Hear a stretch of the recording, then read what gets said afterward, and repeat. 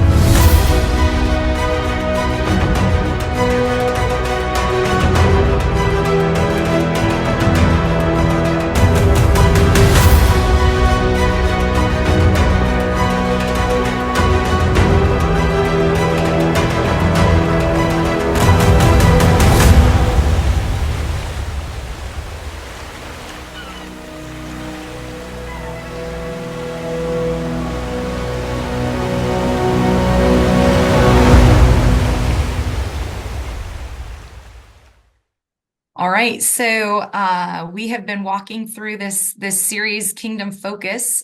This week we are on Kingdom Leadership. So Devin, what was our big idea this week? The big idea for kingdom leadership is that the way of Jesus does not elevate glory, position, or status, but that Jesus came to serve and not to be served. And so the question we're asking is, where is your focus in this realm of kingdom leadership? Do you see those around you who are in need, or are you preoccupied with your own position, glory, status? And we were reading out of Mark chapter 10, 35 through 45, in this story with James and John coming to Jesus with a question. Yeah. Yeah. So they come, first of all, we cannot breeze past the way they ask this question. In the New Living, I think they even say something like, "Hey, we've got a favor to ask you." Grant us a And request, like, Genie, yeah, please. yeah. Here's what we need from you. And yeah, we want you to do us a favor. And But so their question, haven't you had your kids come up to you and oh, yes. yeah, Kason, my youngest, he's the bravest, boldest child. Like, he does yeah, not care. He will ask for the moon and yeah, doesn't care. yeah, Yeah. Yeah. yeah, But like, these are not grown men. well, but in this request, like, they've been with Jesus, they've seen a lot of things, Seen some things. they've heard a lot of things. And it just seems like in this moment they're coming up to Jesus like our children come up to us and Yeah. ask us have audacious requests, have random questions, and it's Yeah. like, hey Jesus, we're just one of your kids, one of your followers, and Right. we've got a question for you. We've got a request of you. Yeah. Yeah. So what's the question that they come with? They're like, "Hey, so we've been talking and And we'd like to ask for some position. Can you reserve us a seat at the table? As if they didn't already have a seat at the table. But, like, in your coming kingdom, will you give us a place at your right and a place at your left? And that's the position, the status. And these two, James and John, are coming to Jesus asking this question, and there are 10 others who yeah, they're like, "Hey who are now." not asking this question. And like, that's more of the dynamic of, like, the family feel I get of this, right? Because they ask this Mm, question, Jesus responds to them, and then the disciples hear that this has taken place, and they're indignant. I mean, yeah. NIV says indignant. I'm sure there's some other Yeah. adjectives of, like, how they felt about James and John and the request that they were asking Jesus of. And I feel more of that family dynamic in Yeah. this passage, in this text. Like, okay, we're gonna, the rest of the disciples are over here. James, this is John saying, James, come on, let's go. Now we've got we got Jesus, we can ask him this request if we can have Right. the seat of the table. Right. These specific positions of power. Yeah. Yeah. Um, yeah. So what from that story outside of their audacious request, what stuck out? What have you been sitting with? Well, I think for me, the text here, this story speaks to how God has wired me.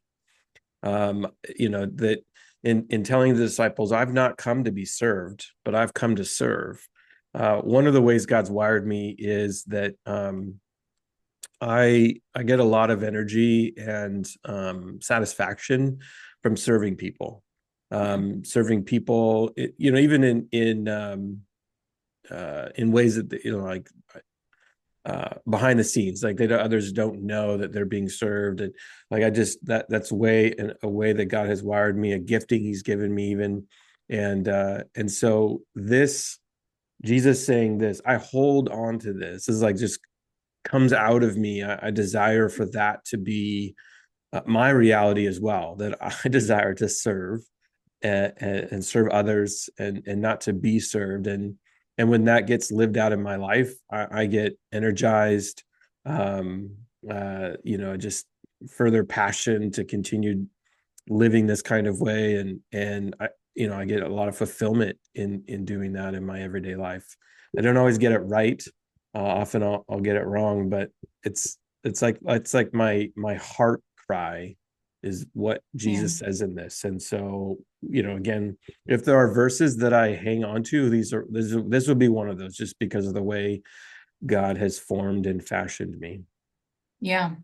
Yeah. So I mean, because I'm your friend and we get to do ministry together a lot, I see that in you, but knowing that that's something that's like just innately how you've been wired, then what is it? So there is something to hold on to for you that's like, yes, this is like God, this is how you've created me. But then where's the wrestle or the burden Where's the or rub? You want to know where the rub yeah, is? yeah, give me the Okay. good stuff.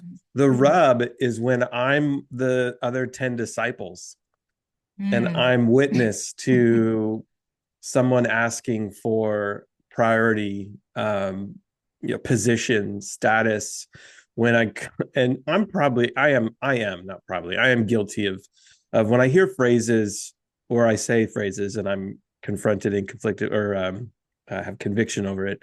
Like, I deserve this. I've earned Mm. this. Um, I want this, and so I'm going to take this. Those statements, when when I hear it, and I'm like one of the other 10 disciples, and they are, hear that James and John have asked Jesus for this position of honor, and I'm like, what? Who are you? Excuse me. Yeah. Um, and I suppose um, the wrestle is that in those moments I do not respond like Jesus.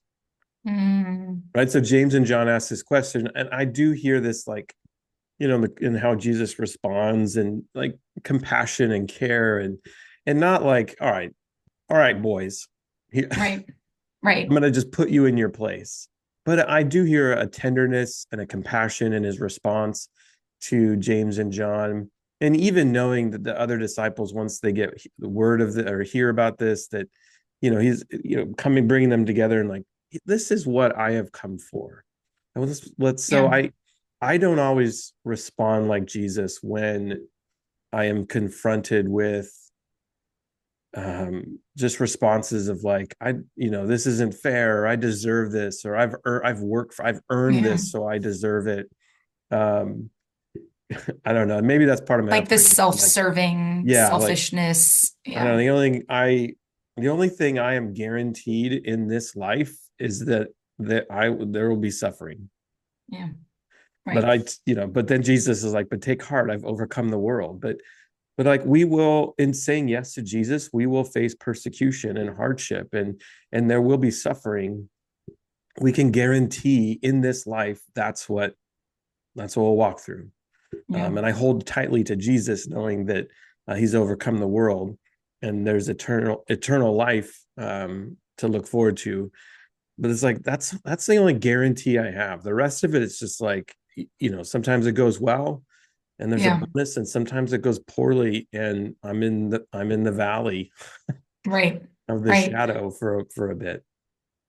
Yeah. Well, and I think, I mean, Jesus's response here, the you're right. I mean, he does call them out, but he does it with grace. And there's a certain level of patience because if we recognize like the overall narrative, right? This is not the first time Yeah, that this is the this third time. exact, yeah, and not just like this same exact interaction of like Jesus is going to tell them about the suffering he's going to go through and like here's part of the way the kingdom is going to be ushered in and it is going to be through me suffering. And then immediately they're like, yeah, cool, but who's going to be the best or Yeah, yeah, who's going to be the greatest or whatever. And so like the amount of patience like that takes to still respond in that way, yeah, that's yeah. yeah. Do I And one respond of like the Jesus? things too that I think even in the midst of, I wasn't even in preparation, but even in the midst of Sunday was like,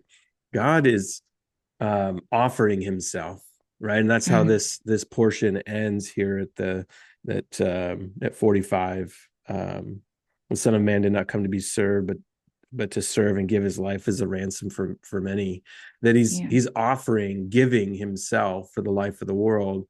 And what the James and John here, and in the two previous times Jesus predicts His crucifixion and resurrection, is that they're asking to take we take a Yeah. piece of this. Mm, Can we, this kingdom that you're ushering in, can we take who's going to be the greatest, or can we have the places of honor next to you, Jesus, in this kingdom you're ushering in? And this is like take yeah. that Jesus is, it responds like, I'm here to offer, I'm here to give, Big I give. will Yeah. be giving myself for the life. Yeah. And that's a piece that just was resonating even so Mm, loudly from Sunday even into today, of how that God has offered us His Son, and this yeah. gift He's given, and Jesus is giving Himself, that so much of in my life I can just maybe want to take, and this Mm, scarcity mentality versus an abundance, that if I yeah. don't take, it may not be there, or if I miss on that opportunity, that moment, it won't exist for me again. Yeah. And just reminded so often, Jesus is like, no, here, I'm here to give, I am here to give, Yeah. and if you'll be with me, I'm inviting you to give yourself. Yeah. That's good. So now, I mean, it comes back to one of Elmerisms, is give your life away. Yeah. And that again resonates here in this kind of way, in this story with Jesus and James and John. Yeah. So Yeah. what That's would you good. say is landing for you? What's the wrestle? As you asked me some, Yeah. what my wrestle is. What's your what's the divine echo? What's been echoing around for you? Yeah, I think it is more of a wrestle. I'm wrestling with the word specifically the suffering idea. So we talked to know we've been throwing different words around out here, but we talked about some contrasts of like there's two value systems that exist, right? So Jesus and then we see James and John. And so this idea of like self-preservation where they're like preserve my space, my spot, and Jesus is like self-sacrifice and they're interested in position, you already said, and Jesus Yeah, is like, no, I I want to came be to first like in line. serve. Yeah, yeah. But the one so sacrifice and service, those to me, I would say maybe not to the same level as you, but those things come naturally to me also. To like sacrifice and service, that is just what I know. Um, that is just part of who I am and part of how I lead. The suffering word is the one that has been tripping me Yeah. up a little bit. Because I guess, and maybe this is a question I would throw out is like, what does it look like in our context, in my life right now, 2024, as a pastor, a wife, a mom, whatever, as a follower of Jesus in my context right now, what does it look like to suffer, um, to to be a suffering leader or a suffering servant in that way. Because when we talk about it in for Jesus, the things that come to mind are obvious, right? Like he's going to die on a cross. He is going to literally give his life for the world. Mhm. Um, but what does that ask for me? Like, I know what it is to sacrifice some things that I would, I'm gonna open my home, or I'm gonna sacrifice my time, or I'm gonna give my money. And I know what it is to serve. Like that one is super easy to serve. I know what that looks like. But what is the the suffering piece? And that's the one, that's a wrestle for me, is like, God, is there something in here you're trying to show me or tell me or invite me into? Because I'm not sure that I know in my context, I'm not sure that I know what it is to suffer. Certainly Mm. not the way Jesus suffered. Well, right.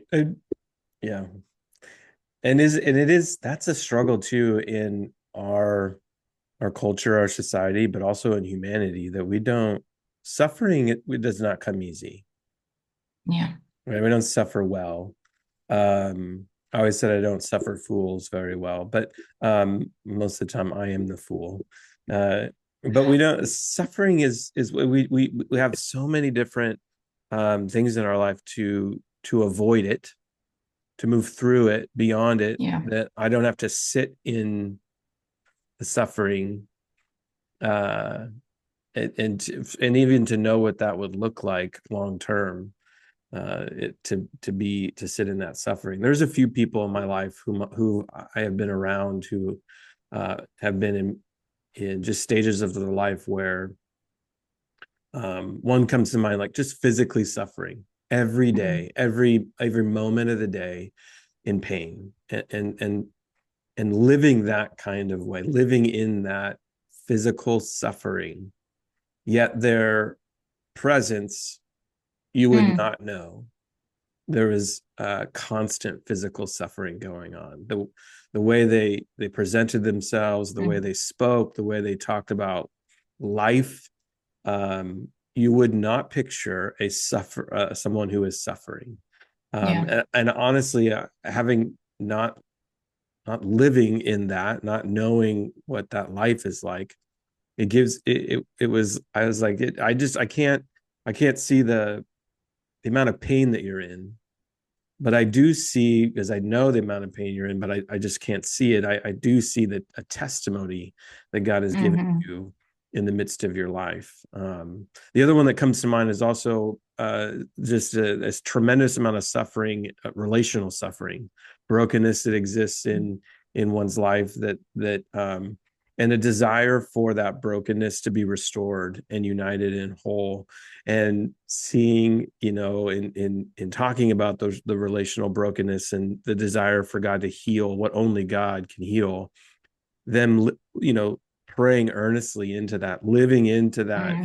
and the way their other relationships looked was so revealing to what they desired for the broken relationships in their life Right. to be restored to.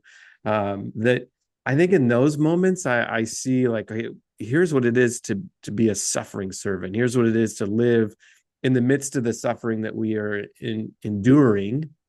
Mm. That produces perseverance, and that perseverance character, and that character Right. eventually hope, because of the hope we have in Christ. And so, even again, Paul's words in Romans speak to Yeah. that suffering, can we persevere in that? And in the midst of the perseverance is our character being formed and fashioned in a way that speaks to the person and nature of Christ. Yeah. Yeah. One, I think there's something about that in the context of leadership. And like one of the things, uh, recognizing like Jesus didn't just show up to be a servant leader, like that is part of him, but like even throughout the Old Testament, right? I think we both had read Isaiah 53, and in some of the prophecies in the Old Testament, like Jesus knew he was willing to suffer, like he knew ahead of time, and so even in that, like recognizing that yes, when I certainly we have all suffered in our life, like I can look back at my life, and recognize places where like, yeah, that was a hard time or a hard season. And there even, as you're talking about relational stuff, like, yeah, that exists. And so there is suffering in that, as part of just what exists in a broken world and as part of what it is to be a follower of Jesus. But this idea of leading, choosing to suffer if necessary, to lead in the way of the kingdom, like that idea, yeah, just kind of wrestling through that and knowing like, but your comment about relational suffering is helping to bring some clarity, because there are spaces where, um gosh, if I'm going to lead the way Jesus led, then I'm going to open myself up. Like, here's every Yeah, part of me. You and I've go ahead. transparently so. Yeah, like Right, people, right. others get to an insight to, yeah, to that reality, to that Yeah, suffering, to the yeah, heart that this is we desire to be and to live out like Christ, right? Becoming like Christ, to live as he did, to love as he did. yeah, yeah. And it means opening uh opening myself up in relational ways that could result in suffering, right? There's that moment, there's those moments where we're like, I can choose to protect myself, protect my heart, guard my family, or uh, I can open up. And that is a different kind of leadership. It is what we see Jesus do, right? And certainly, I mean, this is like such a perfect picture, because I have to imagine that when the disciples get this wrong consistently, there's got to be some part of Jesus that is like, "Ugh, like, how do you not get this yet? We've done life together, been together for 3 years, like in every aspect." And so Jesus did know, and even scripture talks about like not being not being accepted in his own town or whatever, right? Like, so that he does know, outside of the suffering that I guess my mind goes to, right? Jesus on the cross. Outside of that, Jesus experienced suffering in other ways that is relatable. Like if I'm going to lead the way Jesus led, unlike typical leadership or leadership in the empire in our current culture that says I'm going to close myself off, I'm going to protect myself, I'm going to protect my heart. There is something about saying like, no, I'm going to open this up, and knowing that likely I'm going to get hurt at some point or another, in some way or another. So am I willing to suffer in that way so that I can lead the way Jesus did? Right, which is exactly at the Last Supper. It's washing their feet, Yeah, sharing a meal. right. You know, Yeah, but betrayal is just around the corner. It's just moments away. So yeah, I these are, again, these are I think even into the next story in this Mark chapter 10, we see where there isn't anything that happens by accident that Jesus does. So there are people that he meets. And so there's just this further of like, hey, all right, disciples, we've had 3 opportunities to be reminded of here's what's coming and prepare yourself. So yeah, you're not seeing clearly. I'm gonna give you an opportunity to get a little bit better clarity and vision. yeah, yeah. So as Nice we wrap this segue. up, Shay, what would you say is the Kairos? What's God saying, and how will you respond? Yeah, well, I feel like I just that helped with my wrestle. So yeah, I guess that's the question. Like where am I willing to be a suffering servant, not to just serve and sacrifice, but to suffer Hmm. in that way. Yeah. How about for you? For me, I think it's back where I start saying it. I don't always respond the way I read and see Jesus responding to James and John, and then to the disciples of um, truth, but also grace and mercy, even clarity for the disciples as they're upset about what's going on. And I think for me, that's the okay.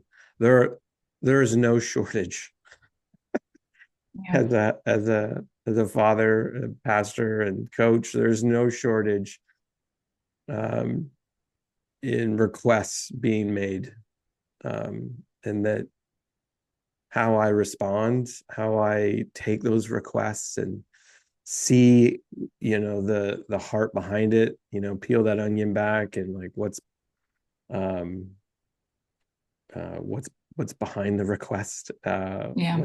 what's beyond, what can I see that's not on the surface, and then how am I responding, how am I holding that request and those individuals, the people, and will I be gracious and loving, truthful, um, with grace. Yeah. Yeah. That's good. That's good. Well, thanks for joining us, guys, and we hope you have a great rest of your week, and we look forward to being back with you. Enjoy the conversations.